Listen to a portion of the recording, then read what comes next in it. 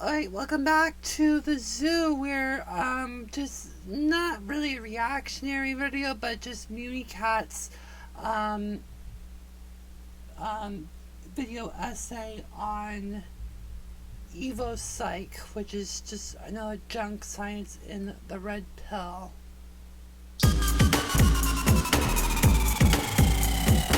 Cryptic female choice.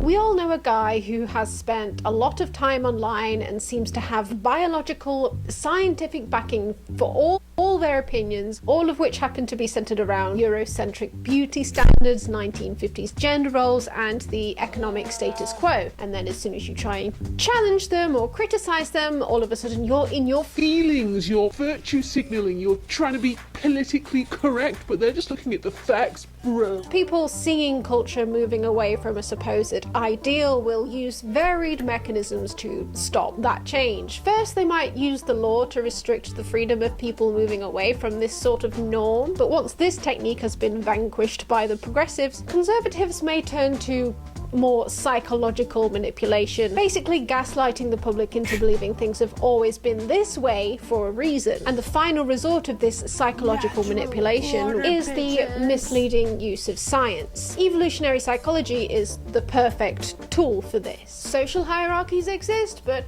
it's okay because your rung on the societal ladder was determined by your genes. There's nothing you can do about it, so accept it. Science itself is in a crisis. It's being mistaken for logic and reason, and academics are in a pit of misleading studies, unreplicated studies, publication bias, manipulated data, and outright fraud carried out by their own peers, and they're scrambling around trying to figure out how to fix it. And meanwhile, it's being communicated to a public who don't know how to engage with it critically. And this mess is being taken advantage of. Political pundits will use small, convenient sections of it as a weapon of truth, and others will use sections of it as a misleading marketing tactic to sell supplements and books. It has never been so lucrative to be a science-backed nutritionist or neuroscientist influencer. Oh, she takes a Evolutionary stab psychology against is just the one of the diary of tools the that these CEO people will and use Chrissy to Williamson. convince you, to fool you, because it sounds plausible. Why not use Evo Psych logic to train people in everyday public speaking skills? And when we can't see someone's hands,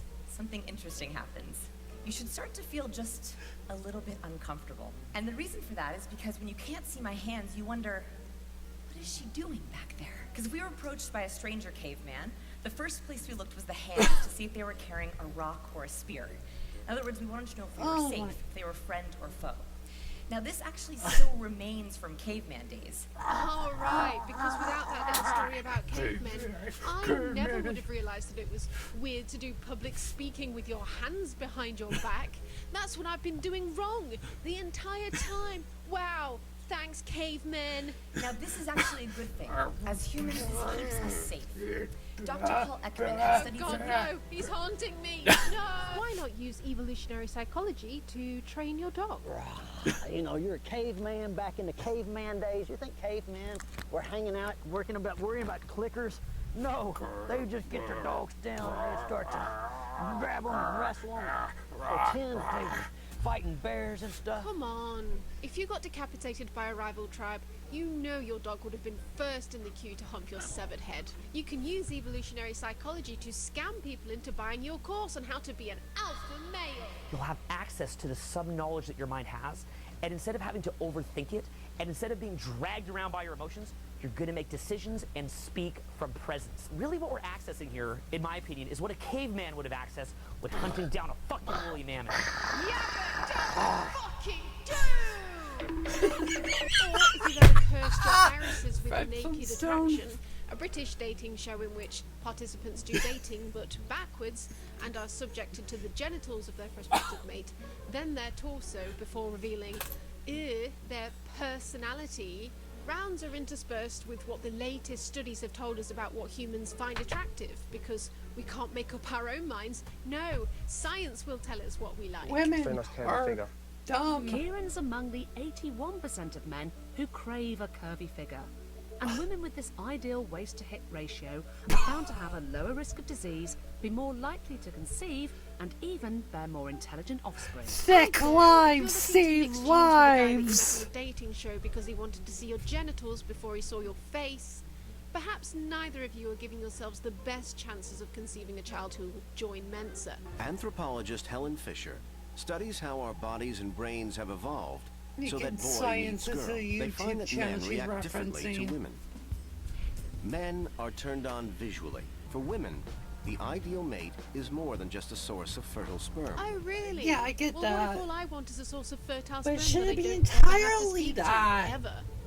Never underestimate the wants and desires of a woman in her ape era. She seeks the more intangible characteristics, such as reliability, loyalty, kindness, that suggest a good husband and a good father for her children. I'm not looking for a father. I'm looking for daddy.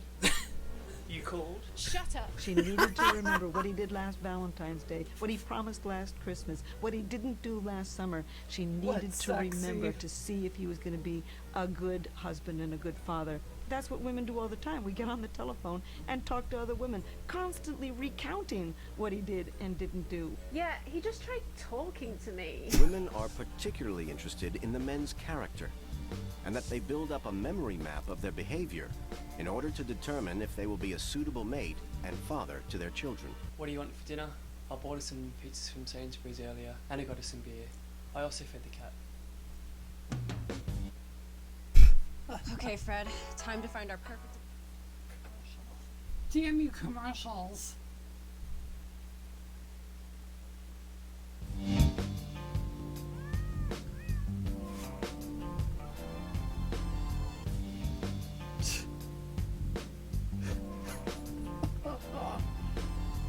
Are you okay? As a boy reaches puberty, testosterone secreted by the testes promotes the growth of particular masculine features. Yeah, I'd probably be making a face like that as well if puberty was causing me to be haunted by my own gigantic sperm. Over on the most cursed corner of the internet, YouTube, EvoPsych is most commonly used in the context of giving dating advice, most of the time to men. It can be used to explain why you like big butts so much. It's because you're thinking about your potentially sexy daughters. Studies show that women with lower waist-to-hip ratio are more likely to bear daughters who would also develop low waist-to-hip ratio, thus making it a heritable trait.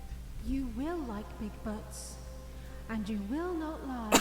You other brothers can't deny.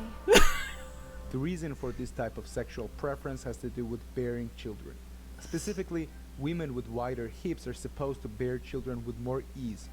When a girl walks in with an itty-bitty waist and a round thing in your face. Further, females with 45-degree curvature would have had the advantage in foraging during pregnancy, as such body type would prevent them from spinal injuries. Cool. Someone should tell the 90s, the 60s, and the 20s. Somebody should also tell the era of tuberculosis chic in the 1800s. I'm not sure. Those women were attempting to depict fertility. Oh, and could somebody go back 30,000 years and tell the makers of the Venus of Willendorf that the artifact they're making actually doesn't conform to 21st century beauty standards? Yeah, it's amazing and everything, but would the guy who made this YouTube video about arses stick his cock in it? I don't know, just use it to dunk on women on your alpha male podcast with facts and logic about why it's okay for men to cheat on them, actually. Men, we're biologically hardwired for it to not be that serious. Like for men, sex is like taking a piss. I hate to say it like that. So, The science behind that? Because clearly, the men watching these podcasts have girlfriends and always have multiple chances to cheat on them. It's like for survival reasons, it's like just hardwired naturally in our DNA that's what we want. But don't worry, if it's the other way round and your girlfriend cheated on you, then there's evolutionary explanations for that too.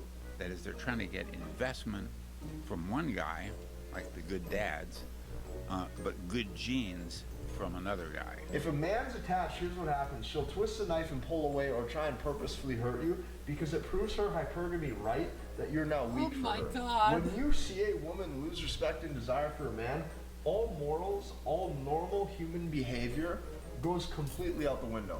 the primal instinct kicks in and she's just like, oh, weak man, do not want his genes, do not want him to procreate, do not want him to carry on, goodbye. Men will literally fill an entire 120 by 90 whiteboard with armchair evolutionary psychology instead of going to therapy. She could be the smartest woman in the Because planet. it's too And then when feminine. she's going to make a sexual decision, it's a chimpanzee that takes over the primal brain, and it's just like flinging poo and throwing her vagina out there. Like it doesn't have it. It's like, you know, and then PG the FCC. I don't even know what I'm doing, right? That's most women. So that person, her opinion of you is garbage, you know? I dunno, Paul semicolon apex mindset. I'm sorry that happened to you, but maybe her prefrontal cortex was active, and maybe she wasn't some kind of shaved ape woman, and she just didn't like you that much. Try jerking off instead of recording a podcast next time. We even use the elusive caveman lifestyle to legitimize fad diets. Many of the foods we're eating today, our bodies really aren't genetically designed to eat. We evolved to eat lots and lots of meat. Primal! Primal! We only eat primal! Nutrition is out of the scope of this video, but just for posterity, this is all bullshit too. I've done steroids. Much of this is people falling victim to naturalistic fallacy. A tendency to believe anything deemed natural is good, but what natural even means can really be called into question. I mean, a banana looks nothing like it did before we started cloning them, and I mean, I don't know, I quite like having shelter and a computer and healthcare, but cyanide isn't great. Well, let's rewind the clock a bit and figure out where this all started. 164 years ago, the Father Christmas of evolution, Charlie Darwin, produced his seminal work. I always think that sounds a little bit like a euphemism for jizzing. On the origin of species. It cast a new light on the way we view humankind, not as this divine creation summoned into existence by some intangible, mysterious deity, but as a product of millions and millions of years of random genetic mutations naturally selected to develop beings suited, like perhaps imperfectly, but in a sort of equilibrium to their environments. It wasn't this bearded white guy from the Bible saying, make the most perfect animal that ever existed. Now put tiny knives in its hands and have it find joy in bringing twitching, half-deceased rodents inside. People realised evolution was actually just Mother Nature being a messy bitch and throwing gene spaghetti at the wall and seeing what would stick. Hi, I'm Nicole Hockley from Sandy Hook.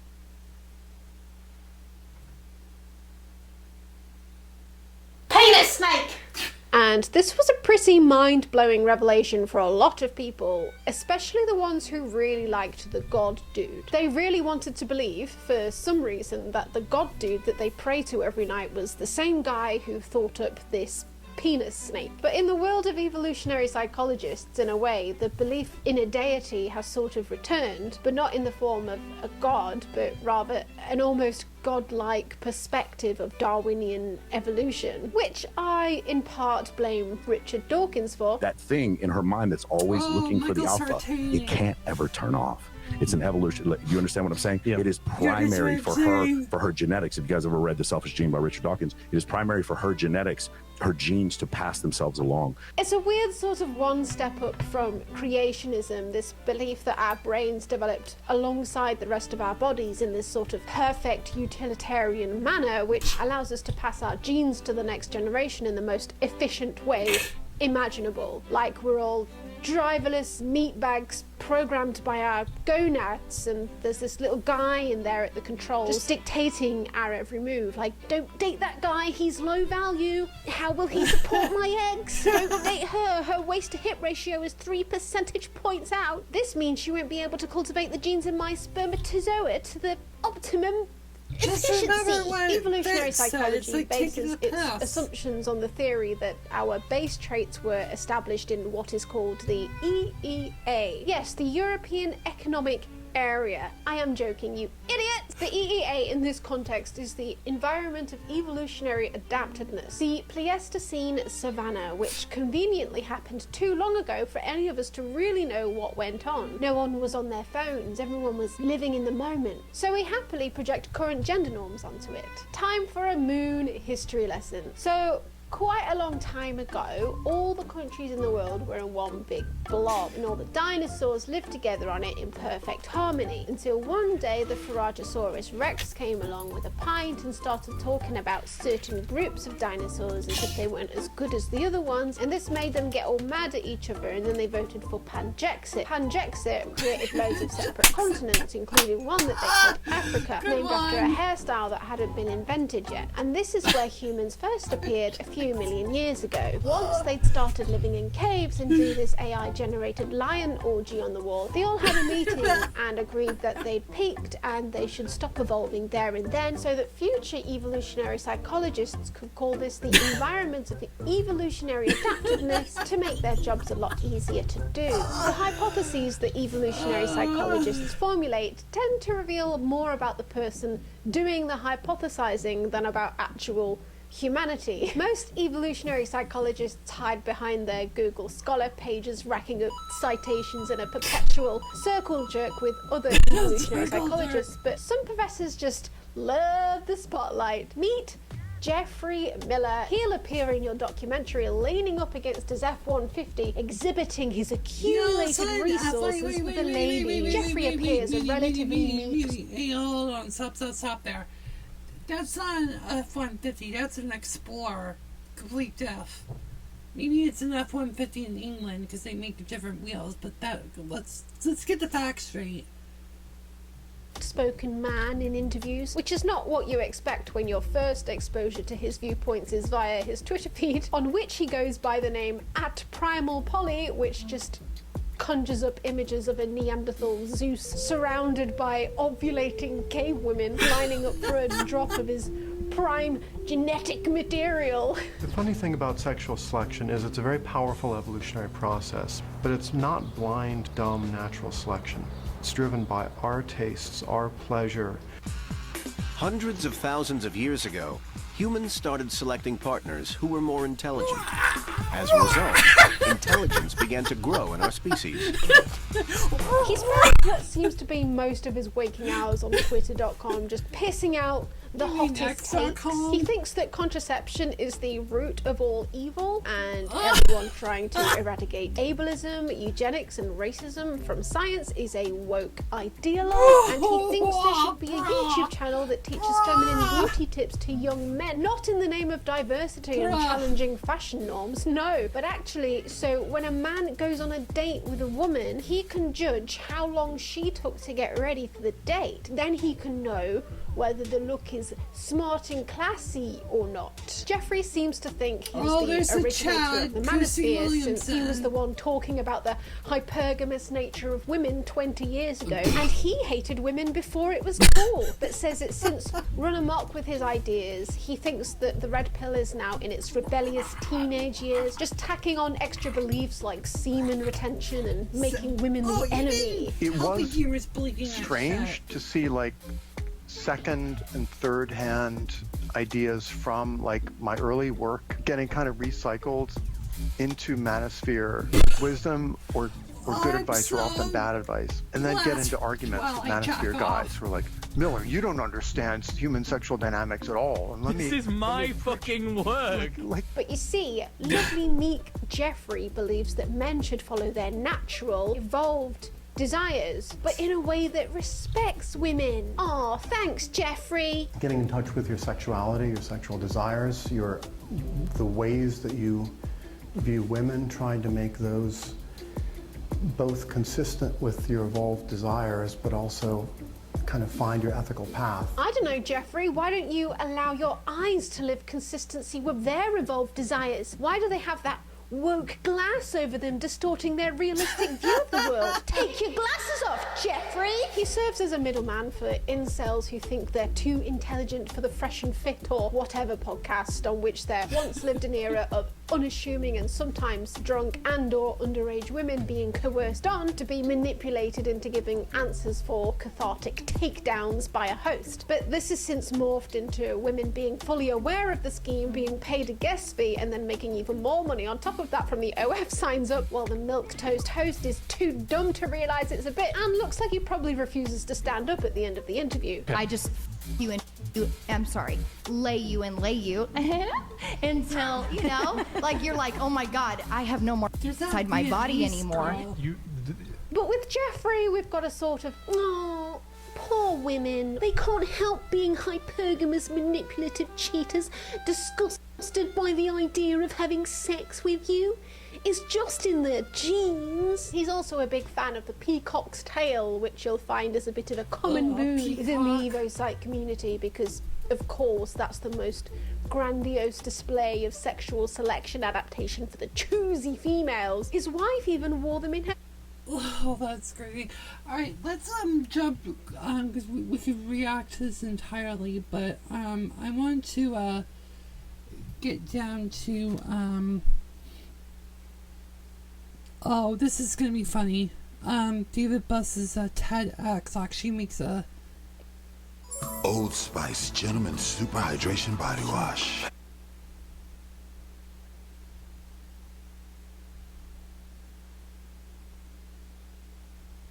mystery to evolutionary psychologists is the elusive female orgasm. Female orgasm has been a mystery that psychologists have been attempting to understand for decades. And I have done studies with vibrators and so on indicating that, you know, some of the other great apes do seem to have contractions. Why is it necessary to have an orgasm? Why would selection have favored having an orgasm sometimes and not others? Why does it happen so infrequently? In an attempt to give the female orgasm meaning, in this study, Miller and friends hypothesized that women who are unable to orgasm with partners must be less likely to pair bond with their partners, but they just found that to not be true. They also drew up multiple other hypotheses, like seeing if women successfully orgasm more with men of high status, men who earn more, masculine men, liberal men, men high in extroversion, neuroticism, psychoticism, or impulsiveness, and they all failed. Maybe you should have included a variable in here which was men who ask women what she likes in bed and listen to her. Maybe that could have given some clues. Oh yeah, baby, give me that dark triad dick. Why aren't we questioning why the male orgasm evolved? Why should men find sex pleasurable? Why don't they just sneeze out the semen? Men are the ones who are supposed to remember, sex is taking a piss. After all, they don't need any biological incentives. So, if anything, the women do if they're the ones needing to be convinced to have sex all the time. So, like, why didn't men simply evolve a completely arousal-free crank? Oh, this is gonna make me sick. But let's go to the other one with the TEDx talk. Point. Here we have a TED talk from Dr. Bussy. Oh, I'm sorry, a TEDx talk. It's a 17-minute presentation of everything wrong with the field of evolutionary psychology and why people don't care. So I'd like you to imagine someone of the opposite sex walking up to you on the street and say, "Hi, I've been noticing you around lately. I find you very attractive." And they ask you one of three questions. Would you go out on a date with me? Logic! Would you come back Logic! to my apartment with I'm me? just gonna go to my Would you have algorithm! sex with me? Hi, I've been noticing you around. I find you very attractive. Would you have sex with me?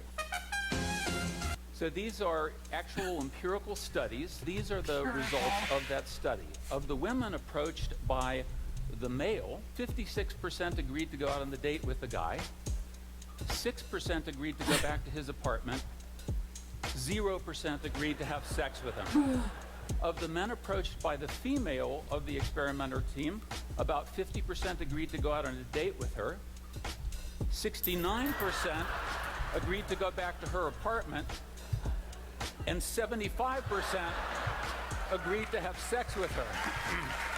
Unsurprisingly, the outcome is different for men and women. Not a mention of cultural shame, risk of violence, risk of pregnancy mentioned as contributing factors. No, simply a male desire for sexual variety and female sexual pickiness. Keep in mind, this study was published 34 years ago, but is based on when the experiments were actually done in 1978 and 1982. So 42 and 46 years ago, when cultural expectations surrounding sexual activity, the study calls it genital union, were even stronger than they are now. Let's follow up on Chrissy and the other Steven. Lie about being on anthropology. I've been listening to podcasts.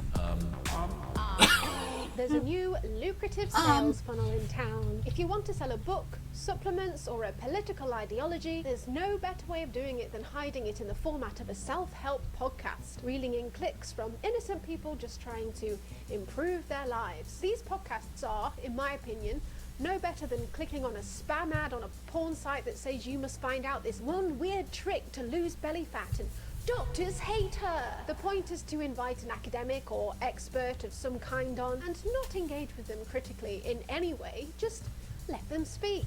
Let them plug their bullshit book or their bullshit supplements. Smile and nod. Pretend you're taking notes, even if they're completely contradicting what another guest told you on your same podcast. Caffeine, it is the original cognitive enhancer. We see consistently people perform better. You see a reduction in all-cause mortality that correlates to coffee consumption. Is it good for cognitive decline? Yes, I am actually an advocate of drinking coffee. It allows us to function better. It allows us to work harder, longer. People who regularly drink coffee seem to be protected against cardiovascular disease and even neurologic conditions like Alzheimer's disease, Parkinson's, and MS. All the studies are now showing What about consistently you will have less heart disease and you'll live longer if you drink coffee. Do you think there's correlation or a link between caffeine